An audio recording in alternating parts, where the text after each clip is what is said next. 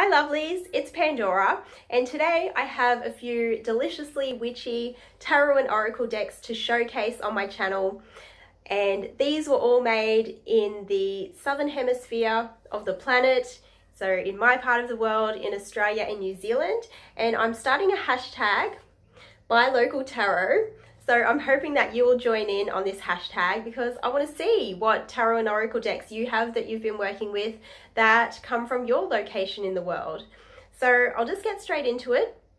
The first one is a Rockpool Publishing deck, and Rockpool Publishing are a local publisher who mass produces quite a lot of tarot or oracle decks. I don't think they have a tarot deck out yet, but they produce a lot of oracle decks, and a lot of those have been made by witches for witches. So they publish some of Stacey DeMarco's work, they publish a lot of Lucy Cavendish's work, and they also publish the lovely Laura Bowen and the lovely Sherilyn Darcy. So they have been publishing decks by witches for witches for a while, but the one that I want to talk about today is quite new to me, and I was really excited about it when I heard that it was coming out, and that is the Magic of You Oracle by Fiona Horn.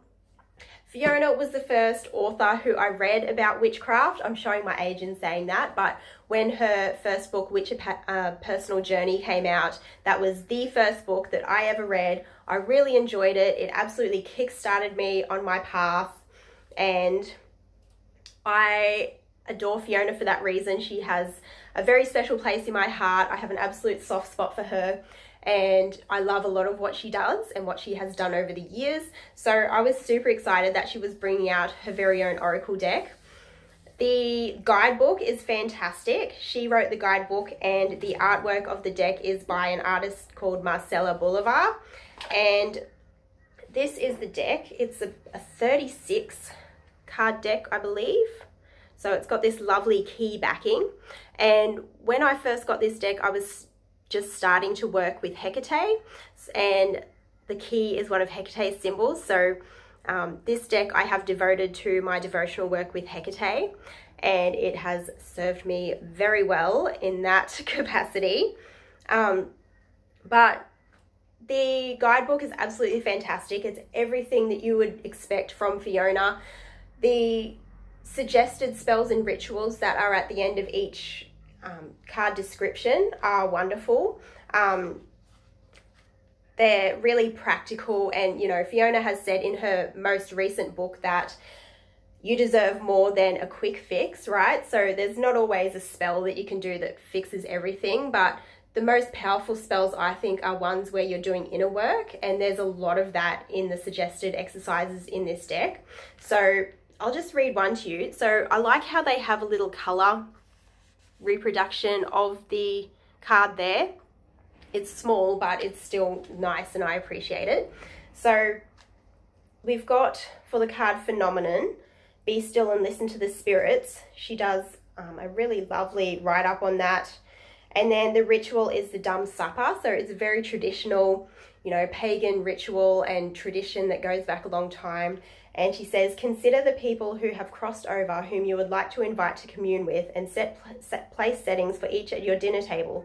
Sweets for those in spirit are always appropriate, so set out desserts and sweet things for each otherworldly guest.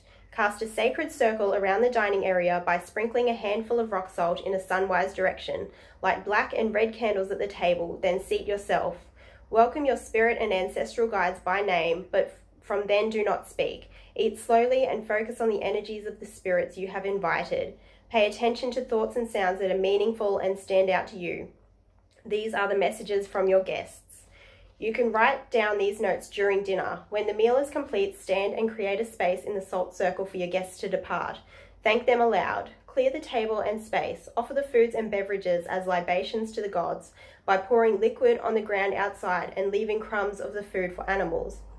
If you wish to keep the food for your personal consumption at a later time, this can be done. The food is blessed. And so, you know, it's a really wonderful exercise there that's really practical that you can do. Another one would be, all right, I'll just have a look for one that's got another really nice exercise. I love this one. I got this card recently. This is the Translucence love the darkness. And so in it, she sort of talks about, you know, going into the underworld and kind of doing that underworld shadow work. And the exercise that she suggests for that is descend to the underworld. Carve out a weekend or period of 2 days. You can be in private and undisturbed. Create a dark sanctuary, literally. Keep your curtains and blinds drawn, candlelight only. Do not answer phones nor send texts or emails. Social media does not exist. Eat the fruits of the underworld, pomegranates, dates, and other dark, thoughtful foods such as dark chocolate for its euphoric effects. Read stories of the dark goddesses, Persephone, Hecate, Kali. Let your intuition guide you to the myths and legends and true human stories of great women who faced danger and controversy and lived extraordinary lives. Learn from them. When you emerge from your sacred underworld, you will be restored and better equipped to live purposefully and joyfully on the surface. So I really, really love that. And I love the way that the guidebook is written. The artwork for the deck itself was made by Marcella Bolivar, who is this wonderful artist who makes this beautiful art. So there's another key there. Oh, sorry, I've got a glare. Oh, that's better.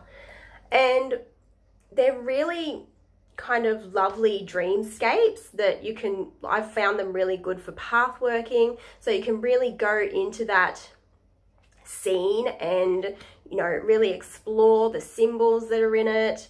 It's very significant. Like there's a kind of mask and a like stone snakes as hair, and like there's so much symbolism that you could get out of that as well as what's written in the guidebook.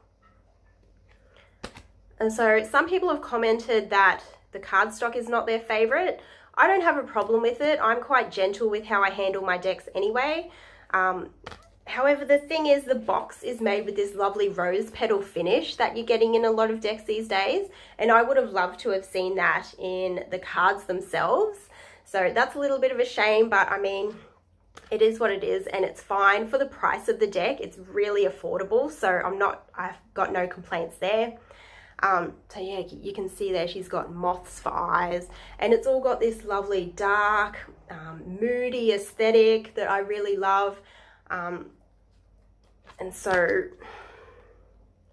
I have been loving working with this deck ever since I got it. There's the witch card, and there you've got the moon, and it's just fabulous. So this is a really great deck to work with, obviously, if you are a witch, and it is a deck made by a witch for witches, and that's something that I really appreciate. So the next deck that I want to show you is the El Goliath Tarot deck by a local artist who goes by Goliath. And if you want to see a full flip through and, you know, full unboxings and reviews of this deck, there's a lot of those on YouTube, but I just want to talk about what my experiences have been with this deck and how I've enjoyed working with it. And so this deck is quite large. It's a larger than normal tarot deck. It's got more than 78 cards in it. I'll just read how many. 95 cards. So this is a 95 card deck. And also, as you can see, I'm having trouble holding them because I've got small hands, and it is a very large sized card. He is bringing out the second edition very shortly, and they're going to be a slightly smaller card, which I'm a little bit excited about. I probably will get the second edition, and then whether or not I keep my first edition as well, I'm not sure. I might either gift it away to someone or trade it. So it's got this lovely backing with a gold infinity symbol and then some nice green kind of thunder there, or it could be reptile skin, and this nice gold gilded edge. So the new one will have a slightly different backing as well. It will have some stag antlers and the butterfly that's on the death card, and I think another infinity symbol in the middle as well. I'm not sure, but yeah, it's something like that. And then it will have a black gilded edge, which looks really lovely. So I'm looking forward to getting that one. But I have really been enjoying working with this deck. It's a black and white deck, which is not usually my style. I'm not usually a huge fan of black and white. I'm just going to pick up fewer of the cards because I actually have trouble shuffling it because I have small hands, and I've found that one of the best ways for me to shuffle this deck is just to put it on a nice mat or a nice cloth and just kind of swirl it around and choose my cards that way. And that's fine. I'm not mad about having to do that. Like I'm fine with doing that because it is what it is. Like, it's a lovely deck, and I do appreciate that you can see the images really well. And it goes without saying, like, you can tell even just by looking, that the artwork in this deck is absolutely stunning. I love that imagery of, you know, the tree of life there inside an oyster shell.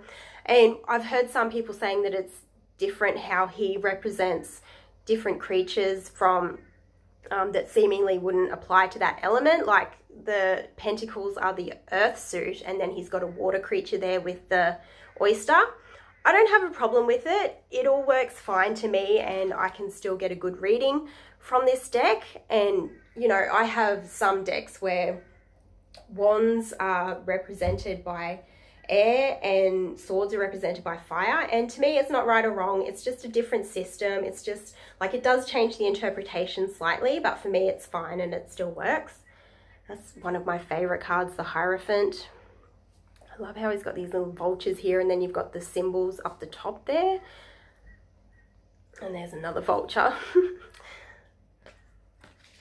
And so, yeah, needless to say, this art is stunning. He's a very skilled, obviously, like, technically skilled artist, and he's self-taught, which just makes it all the more amazing. But the thing that really impresses me about this deck is not just the technical skill, but the feeling that he's put into the deck, if that makes sense, and that the way that he's expressed what he's trying to get across with each of the cards.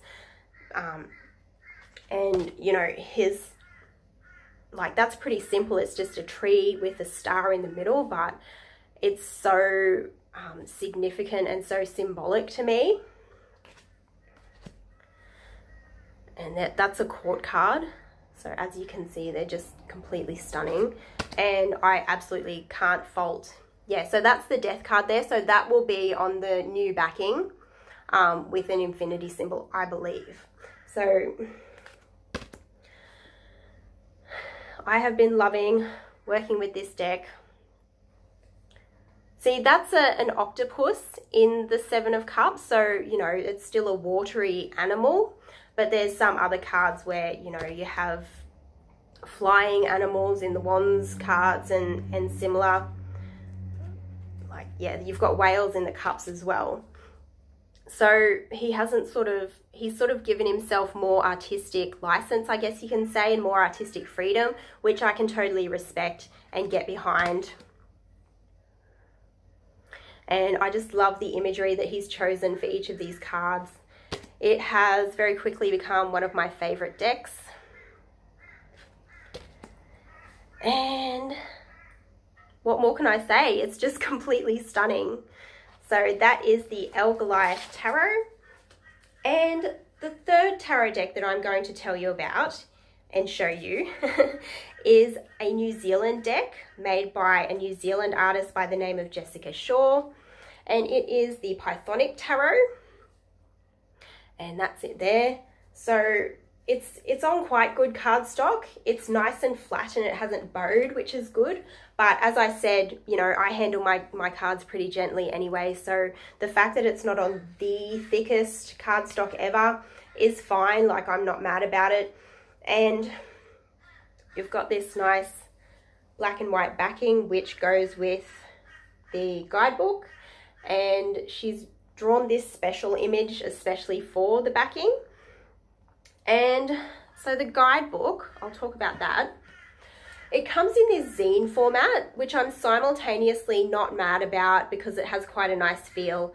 And at the same time, I would like to see a book with writing of this quality to be published in a format and, you know, with some publication quality to match the quality of the writing, because it is a really fantastic guidebook. I would even go so far as to say that It's one of my favorite guidebooks that I've read since the Ian Daniels Tarot of the Vampires guidebook. So if you've ever read the guidebook for Ian Daniels Tarot of the Vampires, you know that it's very in depth and it's fantastic. He talks about Kabbalistic correspondences for the cards and their astrological correspondences, and all of that is just really super in depth. And the Pythonic Tarot guidebook is as well.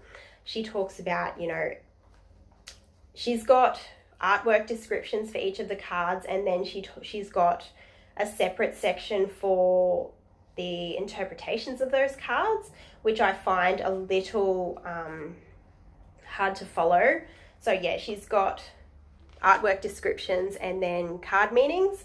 I would have liked to have seen them together, but at the same time, like, it's fine, it is what it is. She's decided to do it that way, and that's what, like, I respect that. And so for the Fool, she's got elemental air, Uranus, Mercury. So she talks about all of those planetary and astrological correspondences for each of the cards, and then she's got some keywords there, and then she's got some really well written descriptions of the card meanings there.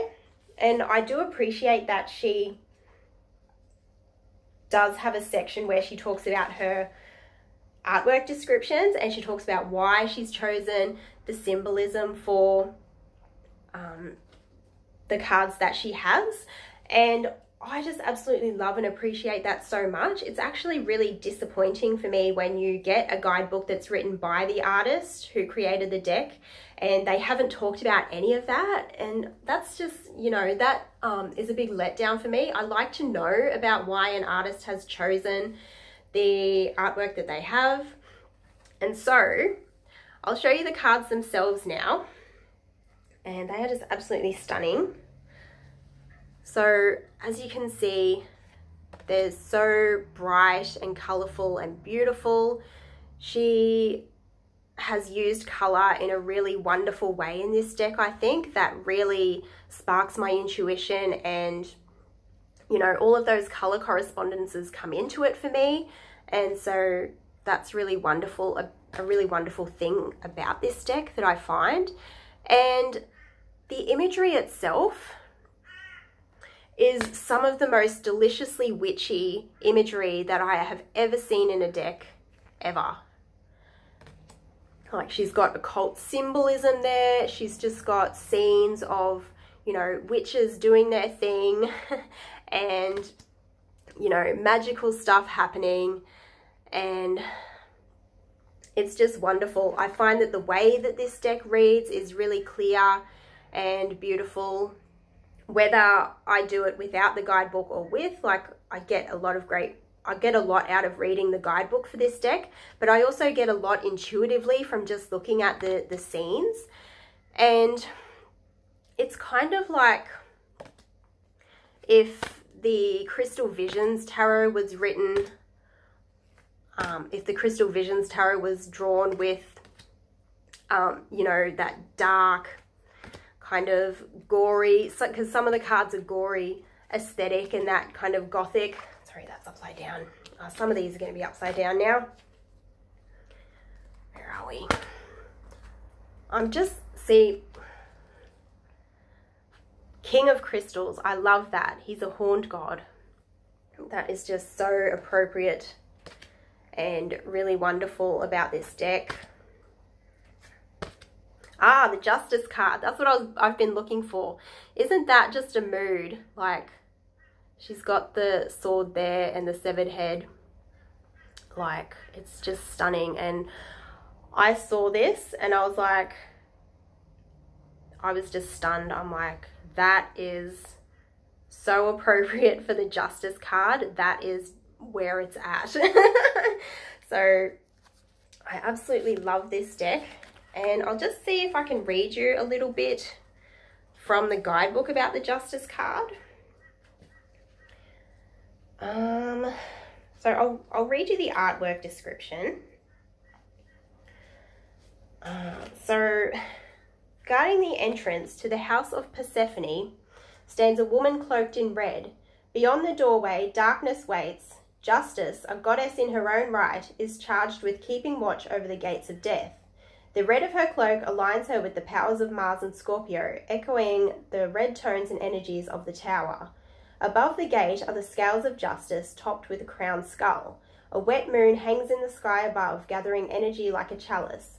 This is the warlike side of Venus, the very opposite of the benevolent Empress. She carries a bloody sword in her right hand and a severed head in her left. The head may represent two things. One, the clarity achieved by cutting away the ego and losing all the false things that we felt were essential to our personality. Two, the disembodied head represents the victorious defeat of an enemy. This enemy could represent a negative or unhealthy aspect of ourselves that is causing an imbalance. She is a fierce defender of truth and a champion of encouraging the pursuit of true will. And so the artwork descriptions for this deck are absolutely wonderful. I'll talk to you about the death cards because there are 2 death cards, and it says here, there are 2 versions of this card. Choose the one that you are most drawn to and keep the other cards separate from the deck. And so these are the 2 death cards. So you've got here a female figure with a scythe and some aconitum flowers, and she's cloaked. And then you have a cloaked male figure with some yarrow and a handheld sickle. And he's holding a skull in his hand. And this one's holding a key. So the artist has recommended to choose between these 2 cards and like just use whichever one resonates for you. What I've been doing is alternating between them. So I will keep both of them out, and you know, depending on what type of reading I'm doing, I will either choose the female or the male death. And I'm finding that that's working quite well because I love both of them and I honestly can't choose. So you could also include both of them, like if you're okay with the possibility that 2 deaths could come out in your reading. Like, it's not a traditional way of reading tarot, but if you wanted to do that, like, the artist doesn't endorse it. She tells you to choose one or the other, but you know, they're your cards, so do whatever you like. And it says, in the feminine version of death, a woman cloaked in royal purple stands between 2 Titan aconite plants. She carries a large key and a scythe. Aconite, also known as monkshood, is considered the queen of poisons and one of the most important witches' herbs. It is often included in medieval recipes for flying ointment and used to enhance rites of necromancy. Aconite is highly sacred to Hecate. In one myth, it was said to have grown from the banks of the Acheron River in Hades. Acheron, sorry, I don't know how to pronounce that. In another tale, it was formed from the slobbering mouth of Cerberus, the triple-headed infernal hound who guards the entrance to the underworld. Although aconite can inspire great transformative power, her gnosis is severe and merciless. The key held by death can be acquired, but only through surrender to the process of change and consequence. The journey is not, and should not always be, easy or comfortable. When things become stagnant, nothing can grow or flourish. This is when the wisdom and healing of death can be called upon to clear the way and remove rot from our lives. When we are suffering the pain of a dead, empty situation, death's medicine of clearing away what has putrefied is vital. And then for the masculine version of death, a man cloaked in black stands between the 2 boughs of what is fabled to be the world's oldest tree, the yew, Taxus baccata. He carries a harvesting sickle and a human skull. Yew is a highly toxic infernal tree intrinsically linked to the chthonic. Despite its deadly nature, yew is reported to contain psychoactive properties, having the power to transform consciousness and allow passage to the world of spirits. This powerful tree has been planted in cemeteries since ancient times. Some churchyard yews are estimated to be over 1,000 years old. The poisonous roots are said to creep into the mouths of the dead. Yew is associated with war, the wood used since ancient times to make bows, shields, and spears, highly valued for its strength. Sacred to the Druids, the apocalyptic wheel, owned by the mythical sorcerer Mag Ruith, Wizard of the Wheel, was crafted from yew. This tree must be approached with caution and reverence. All parts of the yew are highly toxic, except for the fleshy red berry around the poisonous seed, which is only found on the female trees. So I love this deck. I love this guidebook. It has very quickly become one of my very favorite decks in my collection. And I just realized I didn't talk about the El Goliath guidebook. So, this is a really good guidebook as well. And again, he talks a bit about the symbolism that he's used. He doesn't go into as much detail, but he does mention it, which I totally appreciate, as I said. And so, like for this one, the Strength card, I just pulled this one recently. You've got some keywords there, and then you've got the planet, the element, the zodiac, and he's got stones there as well. So for this one, the stone would be Herkimer diamond, cat's eye, and topaz. And his descriptions of the cards and his suggested card meanings are all really insightful and really wonderful. So sorry for forgetting to mention that when I was actually showcasing the deck, but yeah. And then I'll talk a little bit about the extra cards as well, because you've got all the 78 cards of the traditional tarot, and then you've got some cards there which are extra oracle cards, I guess you could say. And so yes, he's got a section on the bonus cards, and you've got the mouse with the snake, this dream catcher with antlers, and you've got a snake shedding its skin, the heart of Goliath. And he does say that this deck is something that absolutely comes from his heart and, you know, an expression of his soul. And I really feel that with this deck.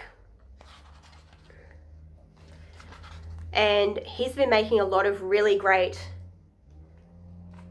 videos on his YouTube channel lately. Like, you can find a lot of other people's videos about his deck because it's been really, really popular, and it's been a bestseller on Amazon and all of that. But it's really good to see him make videos on his own channel about this deck as well. So that's been really fantastic to see. And this video has gotten kind of long now, so I'll wrap it up. But I would love it if you would join in on my hashtag Buy Local Tarot and show me what you have in your part of the world and what you've bought locally recently. So take care of yourselves, and I'll see you next time. Bye.